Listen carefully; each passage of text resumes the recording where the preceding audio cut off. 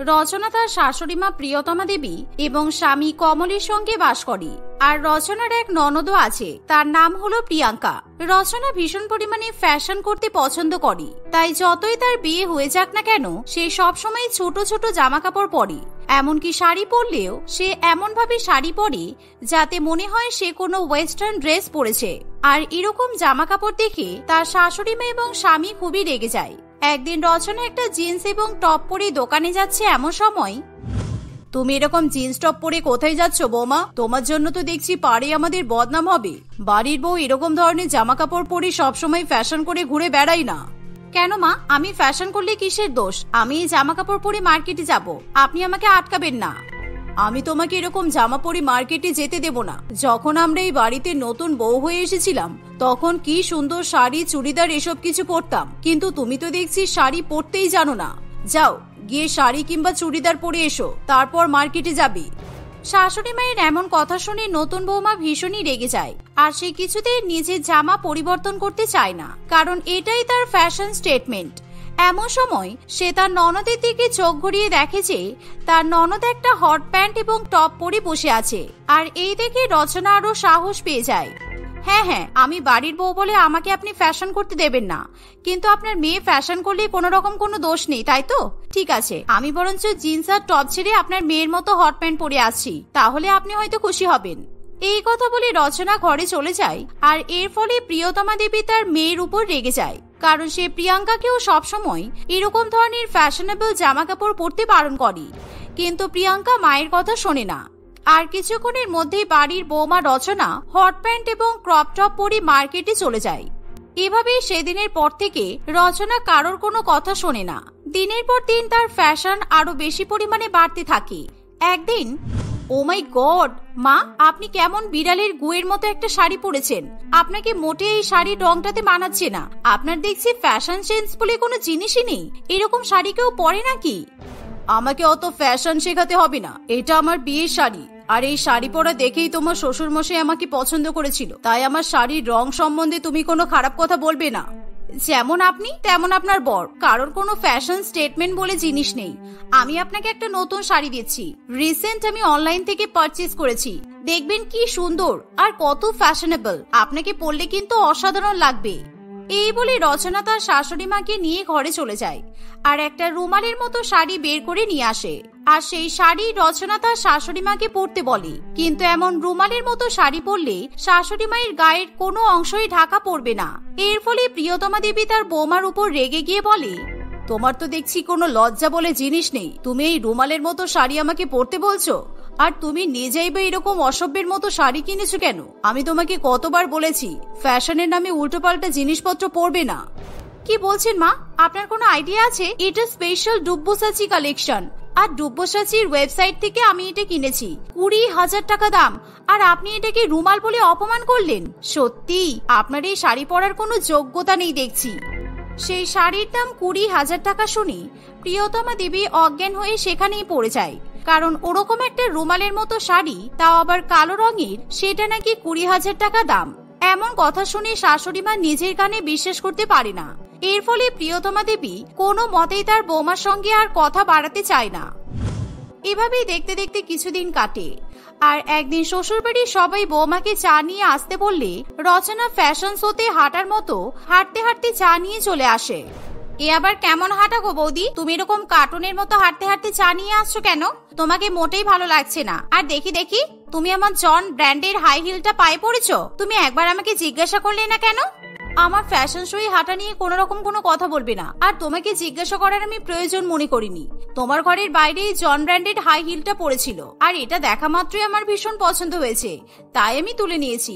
এবার থেকে এই হাই হিলটা আমি পরবো, কারণ এই সুন্দর হিল তোমার ভূতের মতো পায়ে মানায় না, আমার পায়ে মানাচ্ছে। ও, আমার ভূতের মতো পা? আচ্ছা, তোমার পা বুঝি খুব সুন্দর? আমার হিল জুতা এখনই খুলে দাও। আমি তোমাকে আমার জুতা পরতে দেব না, কারণ তুমি তোমার সুন্দর সুন্দর শাড়ি আমাকে পরতে দাও না। এই তুমি এত হিংসুটে কেন গো? আর তোমার এরকম আলুর মতো ফিগারে আমার সুন্দর সুন্দর শাড়ি পরলে তোমাকে মানাবে না। আমার ঢেঁড়সের মতো ফিগারে আমার শাড়ি মানায়। তুমি আগে আমার মতো ফিগার বানাও, স্টাইল করতে শেখো, ফ্যাশন শেখো, তারপর আমার শাড়ি পরবে, কেমন? এভাবেই রচনা আবার ফ্যাশন শো এর মতো হাঁটতে হাঁটতে রান্নাঘরে চলে যায়। আর বৌমার এরকম ফ্যাশন দেখে বাড়ির সকলে অতিষ্ঠ হয়ে ওঠে, কিন্তু তবুও বৌমার মাথা থেকে ফ্যাশনের ভূত নামে না। এভাবেই দেখতে দেখতে ক্যালেন্ডারের পাতায় আরো কিছুদিন কাটে। একদিন, আজ আমার দুঃসম্পর্কের মাসি আমাদের বাড়িতে ঘুরতে আসবে, তাই তুমি দয়া করে তোমার ফ্যাশনের জামা কাপড় আজকে বাতিল রাখো আর সাধারণ শাড়ি জামা কাপড় পরে থাকবে, কেমন? কারণ আমার মাসি এরকম ফ্যাশন পছন্দ করে না। আচ্ছা ঠিক আছে, আপনি যা বলবেন তাই হবে, ওকে? যাক, আজকে কোন দিকে সূর্য উঠলো, আমার ফ্যাশনেবল বৌমা এক কথাই আমার কথা শুনতে রাজি হয়ে গেছে। যাই হোক, আমার মান সম্মান বেঁচে গেল তাহলে। এই বলে প্রিয়তমা দেবী সেখান থেকে নিজের মেয়ের ঘরে চলে যায়, আর সে তার মেয়েকেও একই কথা বলে। প্রিয়াঙ্কাও তার মায়ের কথা শুনে রাজি হয়ে যায়। সন্ধ্যাবেলা প্রিয়তমা দেবীর মাসি মালতী দেবী এলে প্রিয়াঙ্কা একটা খুব সুন্দর চুড়িদার পরে তার সামনে আসে, আর মালতী দেবীর প্রিয়াঙ্কাকে দেখে খুবই ভালো লাগে। কিন্তু এমন সময় রচনা মাথায় ঘোমটা দিয়ে আর একটা ফ্যাশনেবল ছোট জামা পরে তার সামনে হাজির হয়। আর রচনাকে এরকম মাথায় ঘোমটা দিয়ে তার সঙ্গে ফ্যাশনেবল ড্রেস পরতে দেখে সকলেই প্রচন্ড পরিমাণে অবাক হয়। এ বাবা, নতুন বৌমা এরকম জামা পরেছে কেন? কি রে প্রিয়তমা, তোর ছেলে কি তোর বৌমাকে শাড়ি কিনে দেয় না? এরকম ছেঁড়া কোটা জামা কাপড় পরে মাথায় ঘোমটা দিয়ে ঘুরে বেড়াচ্ছে কেন? এক্সকিউজ মি মাসি, এটা ছেঁড়া শাড়ি নয়। ফর ইউর কাইন্ড ইনফরমেশন, এটা হলো মডার্ন ফ্যাশন, মাথায় ঘোমটাওয়ালা মডার্ন ড্রেস। যেমন আমার শাশুড়ি মায়ের ফ্যাশন সম্বন্ধে কোনো আইডিয়া নেই, ঠিক তেমন আপনারও ফ্যাশন সম্বন্ধে কোনো আইডিয়া নেই। চুপ করো বৌমা, তোমাকে বারবার করে বলেছিলাম যে আজকে তুমি এরকম ধরনের পোশাক পরবে না, কিন্তু তবুও তুমি আমার কথা শুনলে না। তোমাকে আজকেও আমার মাসির সামনে ফ্যাশন করতে হবে। আর আমি তোমাকে যখন সকালবেলা বলতে গেলাম তখন তুমি আমার কথায় রাজি হয়ে গেলে কেন? হ্যাঁ, আমি তো আপনার কথা শুনেছি, কারণ দেখুন আমি এই সুন্দর ড্রেসটার সঙ্গে একেবারে সংস্কারী বইয়ের মতো মাথায় ঘোমটা দিয়েছি। তাহলে আপনি কিভাবে বলতে পারছেন আমি আপনার কথা শুনিনি? তাছাড়া এটাই কিন্তু আমার কাছে ফ্যাশন। আমি খুব স্টাইল করে আজকে ড্রেসটা চুজ করেছি। বৌদির বেলায় বৌদি যা ইচ্ছা হয় তাই পড়তে পারবে, কিন্তু তুমি আমাকে চুড়িদার কেন পড়তে বললে মা? তাহলে আমিও জিন্স টপ পড়তে পারতাম। এটা কিন্তু ঠিক নয়। আমি ফ্যাশন করলে দোষ, আর বাড়ির বউ ফ্যাশন করলে দোষ নেই। আমিও গেলাম জিন্স পরতে। এই বলে প্রিয়াঙ্কাও চুড়িদার ছেড়ে সকলের সামনে জিন্স এবং ছেঁড়া টপ পরে চলে আসে। আর এরকম দৃশ্য দেখে মালতী দেবী নিজের চোখে হাত চাপা দেয় এবং সেখান থেকে পালিয়ে বাঁচে, কারণ সে ওরকম ফ্যাশন কিছুতেই সহ্য করতে পারে না। এর ফলে প্রিয়তমা দেবী তার বৌমা এবং মেয়েকে ভীষণ পরিমাণে বকাবকি করে, কিন্তু তাদের কিছু যায় আসে না। তাদের কাছে জীবনে প্রথম অনুপ্রেরণা হলো তাদের ফ্যাশন, আর তারা কিছুতেই নিজেদের ফ্যাশন ছাড়তে চায় না। এভাবেই দেখতে দেখতে কিছুদিন কাটে।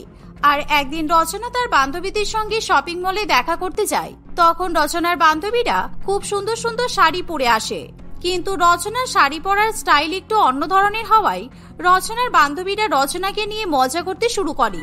তোদের তো দেখছি কোনো আইডিয়াই নেই, তা না হলে তোরা আমার শাড়ি নিয়ে কখনো ইয়ার্কি করতিস না।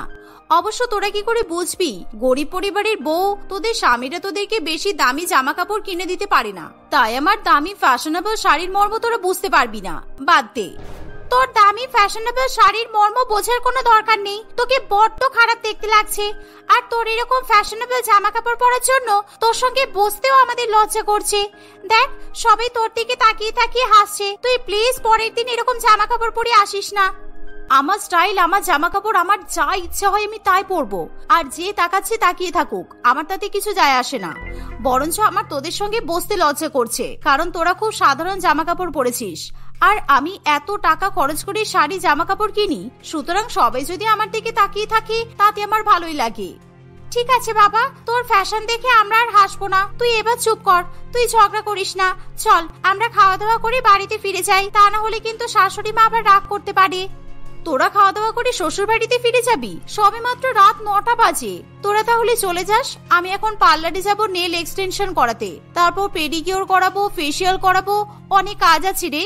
রচনার এমন কথা শুনে তার বান্ধবীরা চুপ করে যায়। এভাবেই তাদের সবার খাওয়া দাওয়া হয়ে গেলে যে যার মতো বাড়িতে ফিরে গেলেও রচনা পার্লারে নিজের রূপচর্চা করতে চলে যায়। আর তার রূপচর্চা করা হয়ে গেলে সে বাড়িতে ফিরে যায়। আর বাড়িতে ফিরে রচনা তার ডায়েট করা খাবার দাবার খেয়ে নেয়। এভাবেই দেখতে দেখতে কিছুদিন কাটে। আর একদিন কমল তাড়াতাড়ি করে অফিস থেকে ফিরে আসে। রচনা, কালকে আমার একটা অফিস পার্টি আছে আর তোমাকে আমাকে একসাথে ইনভাইট করা হয়েছে, তাই তুমি সন্ধ্যাবেলা তৈরি হয়ে থেকো, দুজনে মিলে একসাথে পার্টিতে মজা করতে যাবো। আর একটু ঢঙের জামা কাপড় পরো, ঠিক আছে? উল্টো পাল্টা যা ইচ্ছে তাই কিন্তু পরে নিও না। আর হ্যাঁ, আমি কিন্তু পার্টিতে আগে চলে যাবো, তুমি তোমার মতো গাড়ি বুক করে পরে আসবে, কেননা পার্টিতে খাওয়া দাওয়ার দায়িত্ব আমার উপর পড়েছে। এরকম পার্টিতে ইনভিটেশনের কথা শুনে রচনা খুবই খুশি হয়, কারণ সে এতদিন ধরে একটা এরকমই পার্টির অপেক্ষা করছিল যেখানে রচনা তার ফ্যাশন সবাইকে দেখাতে পারবে। তাই রচনা কিছুতেই নিজের আনন্দ ধরে রাখতে পারে না। না না, আমি খুব সুন্দর শাড়ি পরবো, তুমি চিন্তা করো না। পার্টি বলে কথা, সেখানে তোমার তো একটা রেপুটেশন আছে, তাই আমি খুব সুন্দর করে ফ্যাশনেবল শাড়ি পরবো আর আমি ঠিক গাড়ি বুক করে চলে যেতে পারবো। এভাবেই দেখতে দেখতে সেই দিন কাটে। আর পরের দিন কমল তাড়াতাড়ি করে অফিসে চলে যায়। আর সন্ধ্যা হতে না হতেই রচনা সুন্দর করে সাজুগুজু করতে শুরু করে। আর সেদিন রচনা খুবই উগ্র ধরনের একটা ছেঁড়া ফাটা শাড়ি পরে, আর যেটাই রচনার কাছে ভীষণই ফ্যাশনেবল বলে মনে হয়। আর সেই সাথে রচনা খুবই উগ্র দেখতে হেয়ার স্টাইল করে, আর যা দেখে রচনার মাথা একেবারে কাকের বাসা বলে মনে হয়। আর রচনাকে দেখে একেবারে রাস্তার পাগলি বলে মনে হয়। কিন্তু রচনা নিজেকে আয়নায় দেখে ভীষণ পরিমাণে খুশি হতে থাকে। ওয়াও, আজকে আমাকে দেখতে কত সুন্দর লাগছে, আমি আজকে একেবারে প্রিয়াঙ্কা চোপড়ার মতো সেজেছি। আমাকে যদি পার্টিতে সবাই দেখে একেবারে অবাক হয়ে যাবে। এই হেয়ারস্টাইলটা একেবারে ইউনিক, আর বিশেষ করে আমার এই শাড়িটার সঙ্গে এই কানের দুলটা দারুণ ম্যাচ করেছে। এই বলে রচনা একেবারে উগ্র সাজগোজ করে পার্টিতে চলে যায়। আর কমল যখন সেই পার্টিতে গিয়ে পৌঁছায় তখন সে নিজের বউকে দেখেই চিনতে পারে না। আর রচনাকে দেখে সবাই ভীষণ পরিমাণে হাসতে শুরু করে, কারণ রচনাকে দেখতে একেবারে রাস্তার পাগলি বলেই মনে হয়। আর রচনা বুঝতে পারে যে সবাই তাকে দেখে হাসছে, কিন্তু তাতেও রচনার কিছু যায় আসে না। রচনা সোজা কমলের কাছে গিয়ে বলে, আমাকে কেমন লাগছে কমল? আমি এত সুন্দর সেজেছি যে তুমি একেবারে চমকে গেছো। বলো। সুন্দর লাগছে তোমাকে? একেবারে বাঁদরের থেকেও খারাপ লাগছে। অফিসের পার্টিতে তুমি আমার রেপুটেশন একেবারে ডুবিয়ে দিলে। ওই দেখো, আমার বস তোমাকে দেখে হাসাহাসি করছে, তোমার জন্য আমার মান সম্মান সব শেষ হয়ে গেল। কমলের এমন কথা শুনে রচনার ভীষণ পরিমাণে খারাপ লাগে। আর এমন সময় কমলের বস তাদের কাছে আসে, আর তখন সেও রচনার জামা কাপড় এবং ফ্যাশন সেন্স নিয়ে ভীষণ পরিমাণে মজা করতে শুরু করে, যার ফলে রচনা আর কিছুতেই সহ্য করতে পারে না। রচনা সবার সামনে দাঁড়িয়েই কাঁদতে শুরু করে। কমল, তুমি তোমার ওয়াইফকে বরং একটা পাগলা গাড়িতে দিয়ে আসো, তা না হলে একটা পাগলাদের ডাক্তার দেখাও। এইরকম শাড়ি পরে কেউ পার্টিতে আসে? দেখো না, তোমার বউকে দেখে আমার গেস্টরা ভীষণ পরিমাণে অপমানিত বোধ করছে। তুমি এক কাজ করো, তুমি প্লিজ এখনই তোমার বউকে এখান থেকে নিয়ে চলে যাও। এমন কথা শোনার পর কমল আর কিছুতেই সেখানে দাঁড়াতে চায় না। কমল তখনই রচনাকে নিয়ে বাড়িতে চলে আসে। আর এমন ঘটনা যখন রচনার শাশুড়ি মা এবং ননদ জানতে পারে, তখন রচনা আরো বেশি করে লজ্জিত হয়ে পড়ে। এর ফলে রচনা তার ভুলের জন্য নিজের স্বামী এবং পরিবারের কাছে ক্ষমা চেয়ে নেয়। পরবর্তীকালে রচনা যখনই ফ্যাশনেবল জামা কাপড় পরতে যায়, তখনই তার সেই দিনের অপমানের কথা মনে পড়ে। আর রচনা নিজের ফ্যাশন ত্যাগ করে সাধারণ জামা কাপড় পরতে শুরু করে। এভাবেই রচনা তার পরিবারের সঙ্গে হাসি খুশি বসবাস করতে থাকে। কালকে আমার জন্মদিন, সবার মনে থাকবে তো? হ্যাঁ, নিশ্চয়ই মনে থাকবে। কালকে তো ভাবনারও জন্মদিন। আমাদের দুই বন্ধুর জন্মদিন আমরা বরাবর একসঙ্গেই মানিয়েছি, এবারও তাই করব। আগে দুজনে মিলে শপিং করতে যাব, তারপর সবাই মিলে আমাদের দুজনের বার্থডে সেলিব্রেট করবে। যতই হোক, এটা আমাদের বিয়ের পর শ্বশুর বাড়িতে প্রথম জন্মদিন। আমার তো ঘুমিয়ে আসবে না আজকে। পরের দিন সকালবেলা শ্বেতা ঘুম থেকে উঠেই স্নান সেরে তার শ্বশুর শাশুড়িকে প্রণাম করে, কিন্তু তারা কেউই তাকে জন্মদিনের জন্য উইশ করে না। সে মনে মনে খুবই দুঃখ পায়। সে ভাবনার কাছে গিয়ে তাকে উইশ করে, কিন্তু ভাবনা তাকে জন্মদিনের শুভেচ্ছা জানায় না। শ্বেতা খুবই অবাক হয়। সে বুঝতে পারে না হঠাৎ করে তার প্রিয় বান্ধবী কেন এরকম ব্যবহার করছে। আমি জানি ভাবনা বেশ কয়েকদিন ধরে আমার সঙ্গে ঠিকঠাক ভাবে কথা বলেনি, কিন্তু তাই বলে ও আমার জন্মদিন কিভাবে ভুলে যাবে? সেই স্কুল টাইম থেকে আমরা বন্ধু, আর আমাদের বন্ধু হওয়ার কারণ এটাই ছিল যে আমাদের জন্মদিন একই দিনে। হয়তো ওর কিছু হয়েছে, আগে আমরা ঘুরতে যাই, তারপর দেখা যাবে ভাবনার ভাবনায় আমাকে জন্মদিন উইশ করার কথা আসে কিনা। এই বলে তারা ঘুরতে চলে যায়। দুই বান্ধবী অনেক শপিং করে, অনেক কিছু খায়, তারা অনেক অনেক জায়গায় ঘোরাঘুরি করে এবং আরো কত কি। কিন্তু এত কিছুর মধ্যে ভাবনা শ্বেতাকে একবারও জন্মদিনের শুভেচ্ছা জানায় না। শ্বেতাও আর কিছু মনে করানোর চেষ্টা করে না। তারা সন্ধ্যাবেলা বাড়ি ফিরে এসে দেখে সারা বাড়ি আলোয় সাজানো, আর বাড়ির ভেতরে কেক এবং আরো কত উপহার রাখা। দুই বান্ধবীর চোখ যেন জল করে ওঠে। সবাই ভাবনাকে শুভ জন্মদিনের শুভেচ্ছা জানায়, কিন্তু সে তাকে কেউ কিছুই বলে না। তোমাদের সবাইকে অনেক অনেক ধন্যবাদ এত সুন্দর একটা সারপ্রাইজ পার্টি প্ল্যান করার জন্য। আমি তো ভাবছিলাম শ্বশুর বাড়িতে আমার প্রথম জন্মদিন বোধহয় এই মেয়েটার সঙ্গেই কাটাতে হবে, তাই আমার মন খারাপ ছিল। কিন্তু বাড়িতে এসে এত সুন্দর সারপ্রাইজ পেয়ে খুব মজা লাগছে। আমি তো ভাবতেও পারিনি এত কিছু আমার জন্য প্ল্যান করা হয়েছে। এভাবে কেন বলছিস ভাবনা? এতগুলো বছর তো আমরা একসঙ্গেই জন্মদিন সেলিব্রেট করেছি। আমি ভেবেছিলাম তুইও এটাতে আমার মতোই খুশি হোস, কিন্তু তুই আমাকে এতটা অপছন্দ করিস। আমাকে তো আগে বলতে পারতিস, তাহলে আমি যেতাম না তোর সঙ্গে।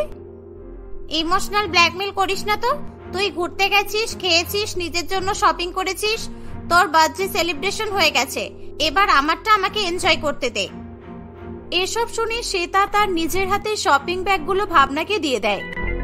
কি হলো, এগুলো আমাকে দিচ্ছিস কেন? তোর জিনিস নিয়ে আমি কি করব? নিজের ঘরে নিয়ে যা। তুই ভুলে গেছিস ভাবনা, কিন্তু আমি ভুলিনি। আমরা আমাদের প্রত্যেক জন্মদিনে দুজনে দুজনের জন্য গিফট কিনি। তুই আমার জন্য কিনিস, আমি তোর জন্য কিনি। এগুলো আমি সব তোর জন্যই কিনেছি, তাই তো তোকে জিজ্ঞাসা করে করে কিনছিলাম। যাই হোক, তুই তোর জন্মদিন সেলিব্রেট কর, আমি ঘরে যাই। দেখেছেন তো মা, ওর মনে কত হিংসা। আমার জন্য আপনারা এত কিছু করেছেন দেখে ওর হিংসা হচ্ছে।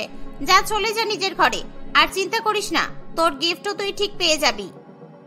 শ্বেতা কাঁদতে কাঁদতে সেখান থেকে চলে যেতে চায়। এমন সময় তাদের শ্বশুর মশাই তপন বাবু বলে, কি বললে বৌমা? আজ তোমার জন্মদিন? তোমার শাশুড়ি মা তো আমাকে কিছুই বলেনি। কি হলো সুশীলা, তুমি আমাকে বলনি কেন? যা শ্বেতার জন্মদিন, তাহলে তো আরো একটা কেক আনতাম আমি। ভাবনা যেমন আমার বৌমা, সেটাও তো আমারও বৌমা। এটা তুমি ঠিক করলে না কিন্তু। এই কালো মেয়ের জন্মদিন কে মনে রাখবে বলো তো? ও আমার সামনে আসলেই আমার বিরক্তি লাগে, আর তুমি বলছো ওর জন্মদিন মনে রাখতে? তোমার মাথা ঠিক আছে তো? আর একটা কেকের কি দরকার? ভাবনা বৌমা এই কেকটা কেটে সবাইকে তো দেবেই, ওকে একা খাবে? রোহন অর্থাৎ শ্বেতার স্বামী অনেকক্ষণ ধরে সবকিছু শুনতে থাকে। এইভাবে তার স্ত্রীকে অপমানিত হতে দেখে সে আর চুপ করে থাকতে পারে না। অনেক হয়েছে মা, আর মেয়েটাকে কষ্ট দিও না। দিনের পর দিন ওকে যাতা বলে নিন্দা করেছো কেন? ও কালো বলে? কারণ ধনী গরিবের পার্থক্য তো এখানে আসবেই না। আমরা দুই ভাই ওদের দুই বন্ধুকে ভালোবেসে বিয়ে করেছি, তাই কোনোভাবেই যৌতুক নেইনি। তাহলে তুমি ভাবনাকে নিজের মেয়ের মতো যত্ন করো, আর শ্বেতাকে এত ঘৃণা করো কেন মা? কারণ তোর বউ কালো। তুই নিজেকে দেখ আর ওকে দেখ।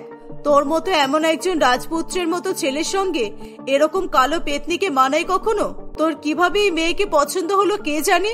আর হ্যাঁ, ভাবনার বাপের বাড়ি থেকে যৌতুক দেয়নি ঠিকই, কিন্তু আমাদের বাড়ির তত্ত্বের জিনিসে ভরিয়ে দিয়েছে। তোর বউ কি এনেছে? কিছুই না। তারপরেও আমি ওকে আদর করব? মা, তুমি এমন চেঞ্জ হয়ে যাবে আমি ভাবতেও পারিনি।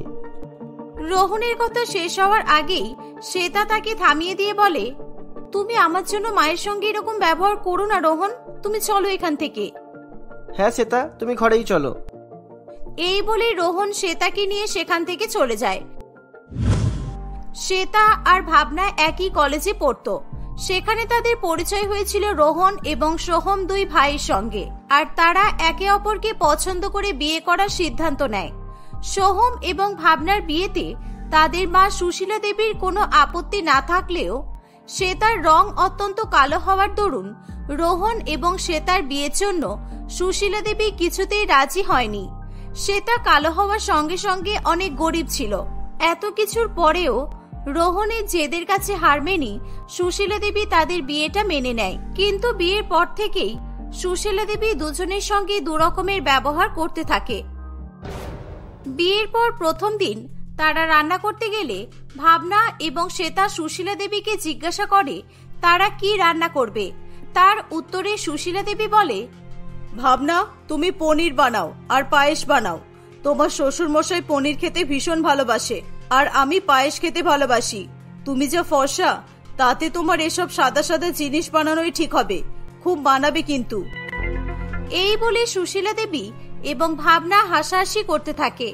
তখন হঠাৎ করে শ্বেতা বলে, আর আমি কি বানাবো মা? সবজি তরকারি পায়েস সবই তো ভাবনা বানাচ্ছে। তুমি আবার কি বানাবে? তোমাকে কিচ্ছু বানাতে হবে না। তোমার এই কালো হাতের রান্না আমি খেতে চাই না। তুমি বরং ঘরে গিয়ে বিশ্রাম করো। বাপের বাড়ি থেকে অনেক অনেক জিনিস বহন করে নিয়ে এসে হাঁপিয়ে গেছো হয়তো। কিন্তু মা, আপনিই তো বললেন আমাদের বাড়ির নিয়ম অনুযায়ী নতুন বউদের প্রথম দিন রান্না করতে হয়, তাহলে আমাকে চলে যেতে বলছেন কেন? এই মেয়ে তো ভীষণ বিরক্তিকর। আচ্ছা ঠিক আছে, তুমি বরং কুলের চাটনি বানাও, ওটা তোমার গায়ের রঙের সঙ্গে খুব ভালো যাবে।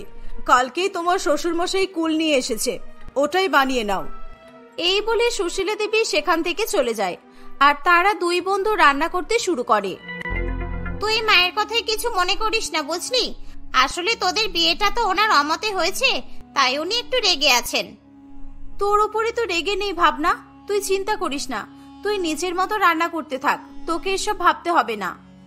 কি রান্না করবো শ্বেতা? তুই তো জানিস আমি কিছুই পারি না। ভাগ্যিস আমাদের এক বাড়িতে বিয়ে হয়েছে, তুই আমাকে এবার রান্না করে শিখিয়ে দিতে পারবি, আর আমাকেও সবার সামনে লজ্জায় পড়তে হবে না। এইভাবে কথা বলতে বলতে দুই বন্ধু নিজেদের কাজ করতে থাকে। ভাবনা সমস্ত সবজি কেটে গুছিয়ে দেয় এবং শ্বেতা একা হাতে সমস্ত কিছু রান্না করে। খাওয়ার সময় তারা সমস্ত খাবার টেবিলে সাজিয়ে দেয় এবং এক এক করে সবাই খেতে আসে। খাবার টেবিলে কুলের আচার রাখা দেখে তপনবাবু চমকে যায়। একটু মুখে নিয়ে খেতেই তার মনে খুশি যেন আর ধরে না। এটা কে বানিয়েছে? মনে হয় ভালো হয়নি, ঠিক হয়েছে। যেমন রূপ তেমন গুণ। এই মেয়ে তো দেখছি কোনো কাজের নয়। ওটা তো শ্বেতা বানিয়েছে।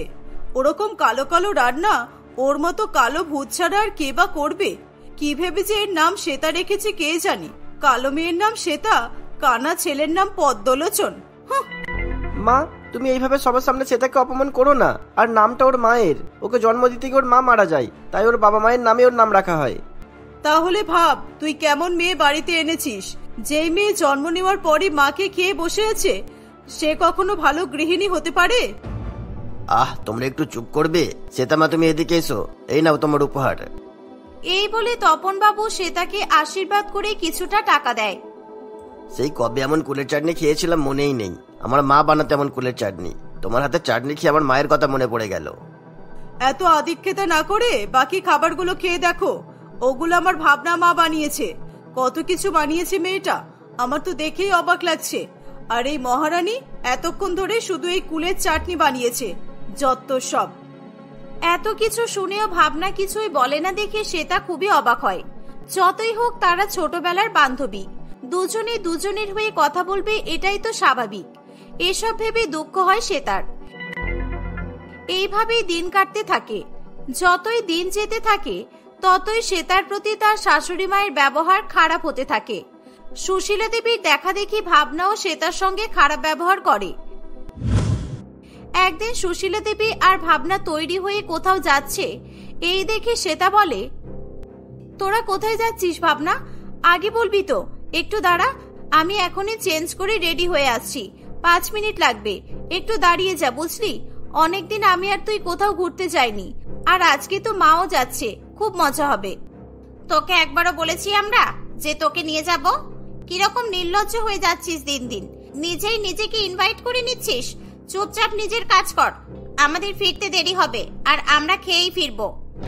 কিন্তু তুই তো এই বাড়ির বউ, তুই তো কোনো কাজ করিস না। সব কাজ আমি একা হাতে করি। তুই হয় ঘুমিয়ে থাকিস আর না হয় ঘুরতে চলে যাস। ওর বাবা বড় লোক, ও ঘুরবে না তো কি তুমি ঘুরবে? ঝামেলা না করে চুপচাপ নিজের কাজ করো। এসে যেন দেখি ঘরবাড়ি চকচক করছে। এই বলে তারা সেখান থেকে চলে যায়। ভাবনার হঠাৎই পরিবর্তন দেখে শ্বেতা খুবই কষ্ট পায়। সে মুখ বুজে সব অপমান সহ্য করে সব কাজ করতে থাকে। এইভাবেই দিন কাটতে থাকে। দেখতে দেখতে তাদের জন্মদিনের দিন এগিয়ে আসে। শ্বেতার জন্য কেউ কোনো আয়োজন করে না, অথচ তার জন্মদিনের দিন সবাই তাকে অপমান করে। তাই রোহন শ্বেতাকে নিয়ে তাদের ঘরে চলে আসে। ঘরে আসতেই শ্বেতার চোখে জল চলে আসে। সে দেখে সেখানে একটা ছোট কেক রাখা, খাট ভর্তি নানান রকমের গিফট এবং ঘরটা সুন্দরভাবে সাজানো। এসব কি রোহন? তুমি এসব কখন করলে? এত গিফট কখন কিনলে তুমি? আমার তো নিজের চোখকে বিশ্বাস হচ্ছে না। আমি থাকতে তা কেন হবে শুনি? মা ভাবনার জন্য পার্টি প্ল্যান করেছে, সেটা আমি কাল থেকেই জানি। মাকে আমি বলেও দিয়েছিলাম যে আজ তোমার জন্মদিন, কিন্তু মা তোমার কথা পাত্তাই দেয়নি। তাই তুমি আর ভাবনা বেরিয়ে যাওয়ার পর আমাকে একা হাতে এত কিছু করতে হলো। তুমি সংসারের জন্য এত কিছু করো, এত রকম ভাবে আমার বাবা মায়ের খেয়াল রাখো, তোমার কথা ভুলে গেলে চলবে? আমি ভেবেছিলাম সবার মতো তুমিও আমার জন্মদিনটা ভুলে গেছো, আর শ্বশুর বাড়িতে আমার প্রথম জন্মদিন কেঁদে কেঁদেই কেটে যাবে। ঘরের বাইরে এসে তাদের কথা শুনি বাড়ির সকলেই খুব লজ্জা পায়। শ্বেতা কেক কাটতে যাবে এমন সময় তারা সবাই শ্বেতা এবং রোহনের ঘরে চলে আসে। আমি এত খারাপ ব্যবহার করেছি তোর সাথে, তবু তুই আজকে বাইরে বেরিয়ে আমার জন্য এত কিছু কিনলি। তুই পুরানো কিছুই বলিসনি, আর আমি তোকে জন্মদিনে উইশ করতেও ভুলে গেছি। আমাকে ক্ষমা করে দে শ্বেতা। সত্যি বৌমা, টাকার লোভে আমি ভুলেই গিয়েছিলাম তুমি আমাদের আসলে কত খেয়াল রাখো। পছন্দের খাবার বানিয়ে দেওয়া থেকে শুরু করে ঘর গুছিয়ে দেওয়া, মনে করে ওষুধ দেওয়া, তাও আমি তোমাকে জন্মদিনে আশীর্বাদ করিনি। আমাকে তুমি ক্ষমা করে দাও বৌমা। এসব শুনে শ্বেতার চোখে জল চলে আসে। সে সবাইকে ক্ষমা করে দেয়। শ্বেতা এবং ভাবনা একসঙ্গে কেক কাটে এবং হাসি খুশি জন্মদিন উদযাপন করে।